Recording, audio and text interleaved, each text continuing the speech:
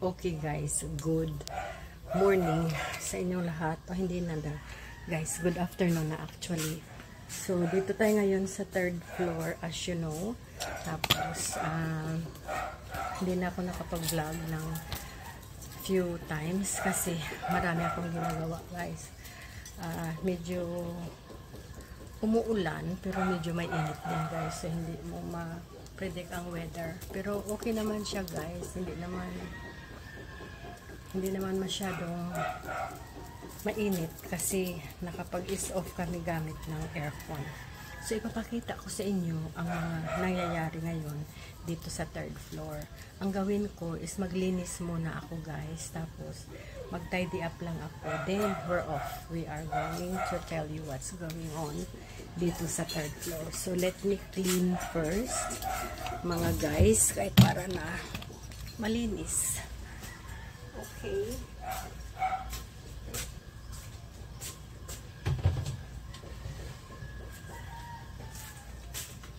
Importante na makalinis muna tayo ha. Then, we shall introduce to you kung ano na ang mga nangyayari sa third floor. Ito na ang mga nangyayari sa third floor.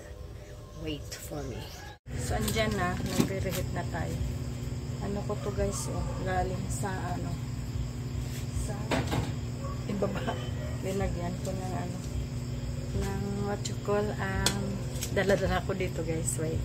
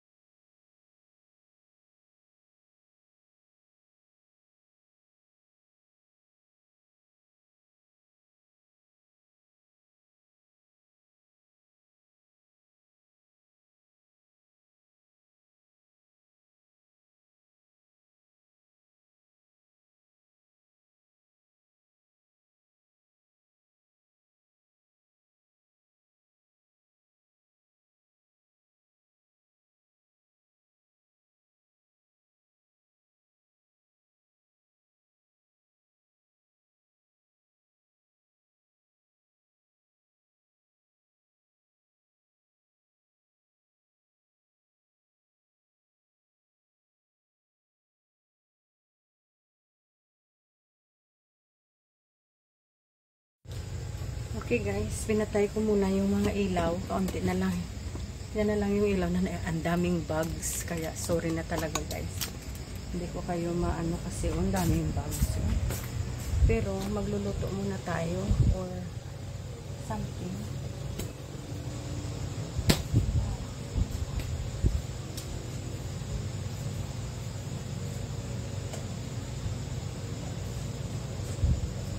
Sa ganitong oras, maraming bugs. Kung i-turn on mo yung i-turn on mo yung mga ilaw guys, it's super plenty. Kaya pinapatay ko yung mga ilaw. Wait lang muna guys, mag-prepare lang ako in the a little bit darkish. Papatayin ko yung mga bright light namin ha. Wait lang.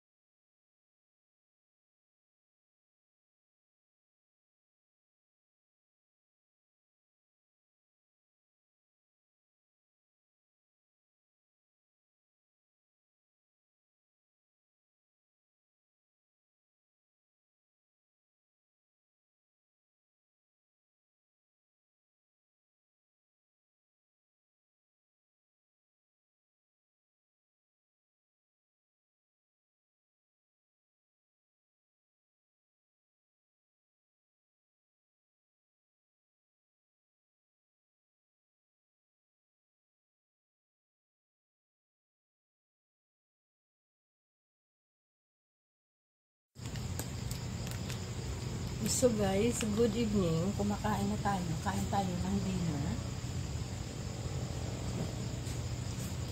Yan ang pagkain namin. So makikita nyo. May mga leftover lang tayo ng mga chicken. Tinatapos lang namin. Tapos may leftover tayo na cake from Father's Day. Kasi nag-order ako, parang may dalawa na extra. Maliliit lang kasi siya guys, parang personalized. So yun ang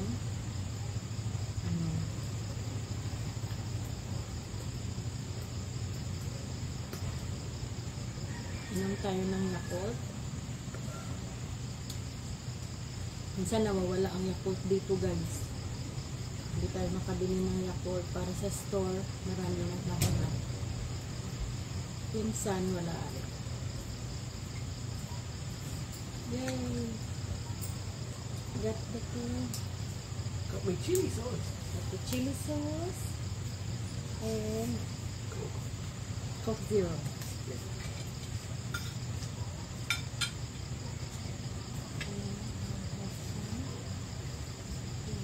The light on. Yeah, I'm finishing my We should. now I'm finishing my one room. I said I'm going to finish my one room. Okay. Say hi. Hi guys. Hello guys. I still got my Father's Day cake. We just finished eating guys, as you can see. But we have another Father's Day cake. Shall we eat it? You eat your half and then bring it down when you finish. Huh? Bring it down when you finish and I'll do my half. Watch Wonder Woman. Alright.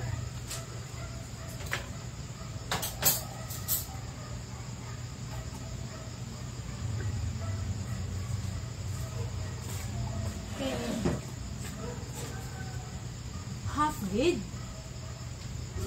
Half? We already got half each today. We're not eating. We eat tomorrow. You show me that. Not yet. Don't show only one at a time. Yes, so we're gonna put this away because we already have one of that actually guys. So we're not gonna overfeed ourselves with cake today because that is there. I'm going to watch Wonder Woman. He's gonna watch Wonder Woman in Netflix, Dad? Netflix. Netflix. Tell me Yeah. how much. $84. Oh, we paid $559, something like that, for a premium for Netflix, and it's got few people that can use it as long as they have a password. So I just give it to the people that here at home. So nice guys. Oh, ang ano namin, water. Para siyang shower. Yan. It's actually very good and very light. So maglinis muna tayo guys ng ating mga plato. Ayan. Ubusin muna natin ang ating Yakult.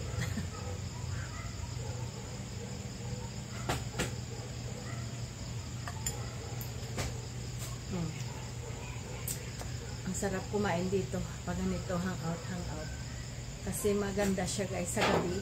It's really cool. Ang evening dito maganda kung kahit mainit siya guys, pero pag gabi na wala ng araw, ma-feel mo na yung coolness ng lugar, which is really good.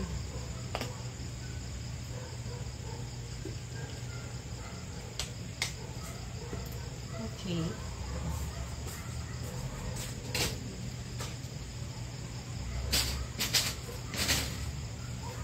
So may leftover pa tayo pagkain. Ito. Tabi na lang natin siya.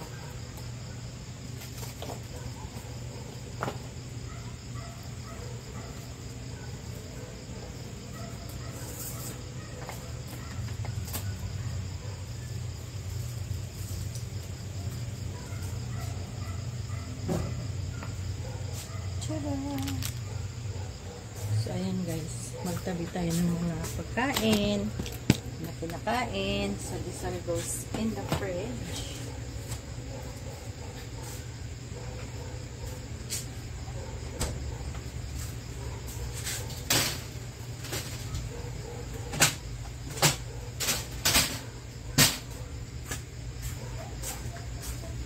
Okidoki.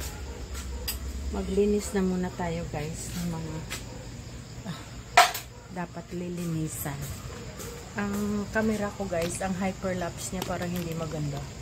Pero anyway, ilalagay ko pa rin kayo sa hyperlapse. So, huhugasan ko lang to guys. So, ayan. Dito siguro kayo banda para makita niyo ako. Yan.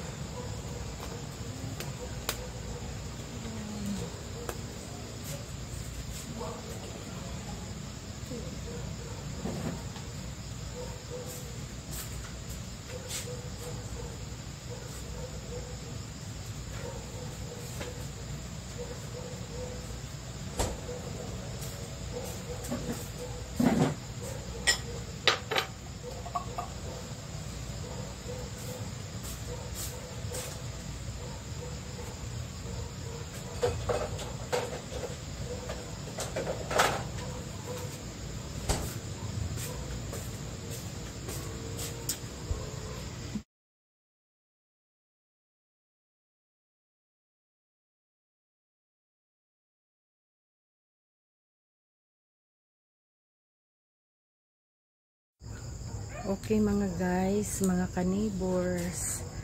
Ayan na, tapos na tayo maglinis. Okay, here is our kubo in the 3rd floor. Ayan, nakakain na kami guys. Nakapag-dinner na ba kayo? So ayan, ang cute talaga nito guys. Gustong gusto ko siya, very very cute. Oh, kahoy to eh, made out of wood. Binili ko siya, tapos marami siya sa isang ganyan, ang dami niya, 420. Kaya marami akong malalagyan sa kanya. So one day magbili tayo ng mga certain color na mag-matchy-matchy sa decor natin dito. Ayan. So ayun o, linagyan ni Toto. Ayan, 3 ganyan. Linagyan ni Toto. Ayan. Diba ang cute? Ayan. So, okay na tayo. Ayan na tayo guys. Okay na tayo. Finish na tayo mag-dinner. Nakita nyo yung upuan natin? It's a plastic. Linalagyan ko kasi yan ng damit. Tapos may ribbon pag may occasion. So, yan ang upuan na magkasya doon yung mga damit. Ang binili ko na damit, siguro mga 24 ka white. Tapos parang 8 ang maroon, 8 ang green, 8 ang blue, 8 ang pink, ganun. Ay, ribbon pala yan. Tapos no, it's not. It's actually the color. Tapos yung may puti ako na ribbon para sa mga colored. Tapos yung puti ko na cover na mga 24 yata yun. Yun naman ang may iba-ibang kulay na ribbon yung binili ko. May green, may gold, may blue, may maroon, yun. Makikita nyo yan sa mga occasion pag ilagay namin. Siguro nakita nyo na rin sa iba naming occasion dito before na hindi pa nalagyan ng kubo style itong 3rd floor. So anyway, yun siya. Pero papalagyan namin ito guys ng native na upuan. Ito siya. So hindi ko lang sure kung aanohin natin ang paggawa niyan. Hindi ko lang sure. Not sure what to do with it, but baka yun ang gagamitin, yung blue. Yan, yung blue na upuan na yan. Baka yun siya ibalik dito ulit. Hindi ko sure kung ano talagang story niya guys. Pero we will find a way to actually do it. Maganda din yun eh. Upuan na yun. We will see ha.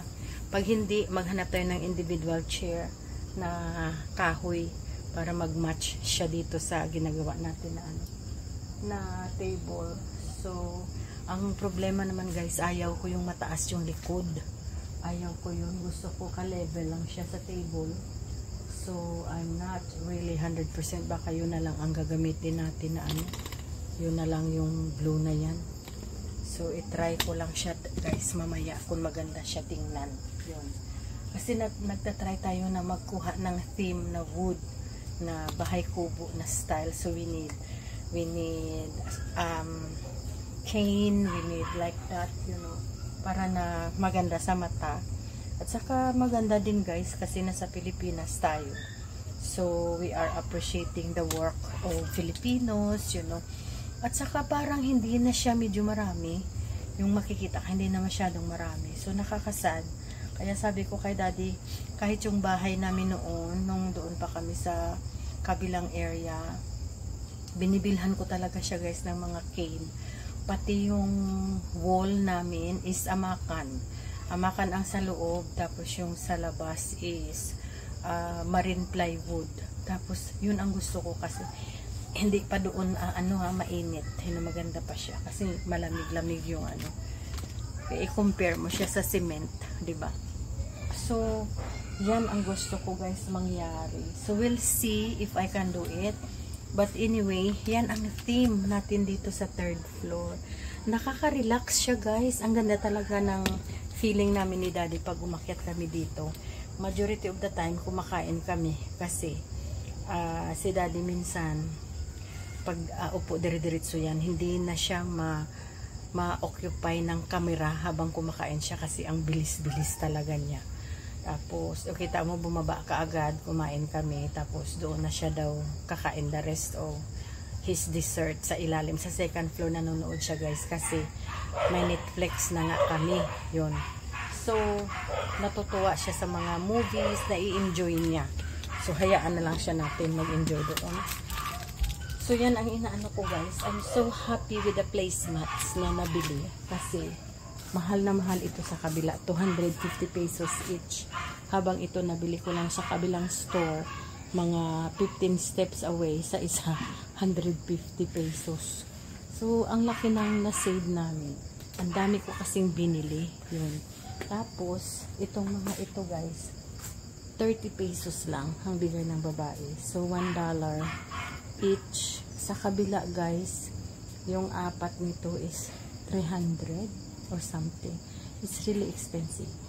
So, pag bumili kayo pala ng mga native products, kailangan mag-ikot-ikot din kayo. Dito kami guys sa Bacolod. If you are watching in Bacolod, comment nyo lang guys kung saan ako pwede pumunta na medyo mura-mura. Kasi kailangan ko pa rin ng more decor. Kita nyo dyan, wala pa siya. So, kakabitan din natin yan na nagre-represent ng native cane, mga ganyan. Okay? So, kailangan pa natin dyan. Ang linagay ko lang yung mga ganyan-ganyan, hindi naman yan native. Pero, okay na muna sila dyan. Para silang mga retro. Ayan, tingnan nyo guys. Retro ladies. Ayun. Yan. So, okay na muna sila yan. Dyan. Kasi wala pa tayo i-replace sa kanila. Pero yung mga ganito ko dito, okay talaga to. Yan. Mga colored. Maganda sila guys. Yun. Tapos ito, of course, maganda din. O, diba? Okay? So, I hope na nagustuhan nyo guys ang setup namin dito sa 3rd floor. Mag-comment lang kayo and suggest for more. Pero wag lang yung masyadong mahal. Okay? Kasi pag umiba yung isip namin, uulitin na naman namin yan. So, we're wasting money. Kaya ito dapat yung gamitin muna natin ng medyo matagal-tagal bago natin papalitan. O, diba? Kasi sayang din. We'll use it. Gagamitin talaga muna natin siya ng bongga-bongga bago natin siya papalitan. Okay? So, ayan. Let's enjoy this setup. Nakaka-relax siya guys. Gusto ko siya tingnan. Tapos po nakaupo kami dito ganyan. Malapit na matapos yung Instagram wall natin. Okay. Halika kayo dito. Ipakita ko sa inyo. May pintura na siya. Okay. So, ayan. Nakapaint na siya ng white. Ayun. May in-order kami na ilalagay dito sa wall na to. Pero kailangan naman natin yung upuan guys. Maghanap tayo. Please comment down below kung sa Bacolod kayo. Kung saan kami makakakuha ng pang-Instagram na upuan na cane. Kasi, yun ang kailangan namin. Para love seat. Parang love seat ang hinahanap. So, 2-seater at least para partner ang makaupo or single person sa gitna. Okay? So, thank you so much guys for watching sa ating vlog for tonight. Maraming salamat and we shall see you guys in our next vlog. Bye from our third floor, Bahay Kubo style. Ingat po kayo. And we shall see you in the next one. Stay blessed, stay beautiful, but most of all, stay sexy. Bye from Philippines. Thank you for watching. Bye-bye now.